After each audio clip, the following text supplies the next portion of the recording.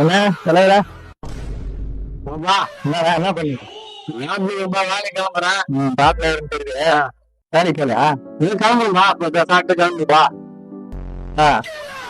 நான் ஒரு வேலையை சொல்றேன். என்னவா வரீங்களா?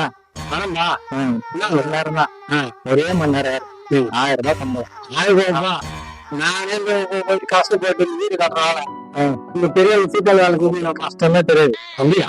வீடு கிடையாது, மழை கிடையாது. அப்படியா? சிமிடி தூக்குவானா, பொண்ணு கிழக்க வேணாம், உடம்பு உழைக்கவே தேவையில்ல. ஐயோ ஒரே மணி நேரம் அப்படின்னு சொல்லுப்பா. நான் ஒரு மணி நேரம் 1000 ரூபாய் சம்பளம். கண்டிப்பா கஷ்டப்பட்டு நான் கூட கஷ்டப்பட வந்து போடும் போது கை கால எல்லாம்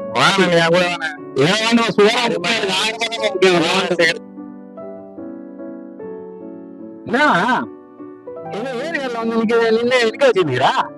வீட்டுல வேலைக்கு போலான்ட்டு வீட்டுல இருந்து வந்து ஏரியால நிக்க வச்சுக்கிறா. என்ன சரக்கு இருக்கு அடிக்க போறோமா? எனக்கு வேற கை கால எல்லாம் நடுக்குறா. சரக்கு சாப்பிடணும். யார் சாமி முடியல முதல் நாள் அதிகமா வேலைக்கு வந்து சரக்கு நான் பத்துறேன்.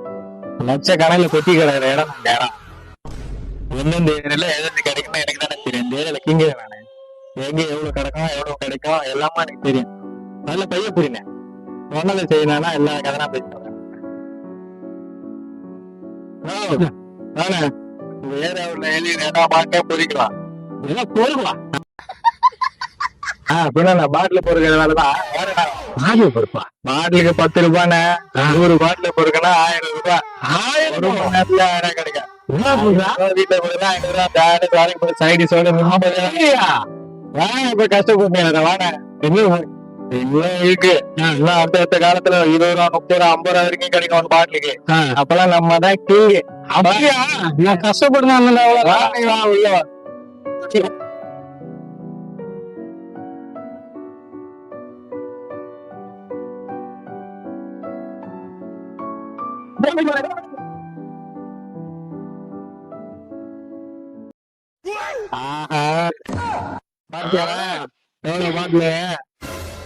பாட்டிலுக்கு 10 ரூபாய் 100 பாட்டிலு 1000 ரூபாய்.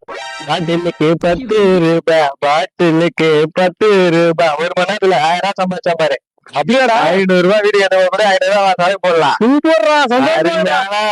இன்னும் போட போகல 20 30 50 கட்டிச்சுன்னு வச்சுக்கலாம். நம்மளே 100 பேருக்கு தர வாங்கி கொடுக்கலாம். அவ்வளவு காசு இருக்குண்ணே உள்ள. அப்படியா? யாரையும் கை கட்டி வேலை செய்ய தேவையில்ல. நானே மந்திரி வானே என்ஜாய் பண்ணுவேன்.